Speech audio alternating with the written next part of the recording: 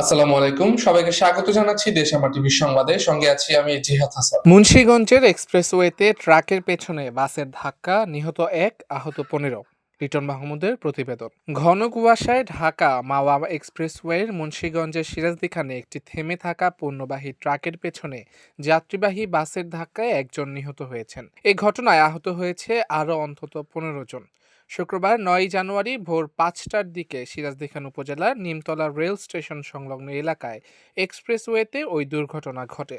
Srinagar fire service and civil defence সূত্র জানায়, এক্সপ্রেসওয়ের পাশে ঢাকামুখী লেনে একটি থেমে থাকা পণ্যবাহী ট্রাককে পূর্বাশা পরিবহনের একটি যাত্রীবাহী বাস সজোরে পেছন থেকে ধাক্কা দেয়। এতে বাসের সামনের অংশ দুমড়ে মুচড়ে গিয়ে বাসের ভেতরে আটকে পড়ে যাত্রীরা। এ সময় ঘটনাস্থলেই একজনের মৃত্যু হয়, আহত হয় অন্তত আরও ১৫ জন। সংবাদ পেয়ে ফায়ার সার্ভিসের কর্মীরা দ্রুত ঘটনাস্থলে ছুটে আসে এবং আহতদের উদ্ধার করে শ্রীনগর স্বাস্থ্য কমপ্লেক্সে প্রেরণ করে। সেখান থেকে উন্নত চিকিৎসার জন্য কয়েকজনকে ঢাকা মেডিকেল কলেজ হাসপাতালে প্রেরণ করা হয়েছে বলে জানান তিনি।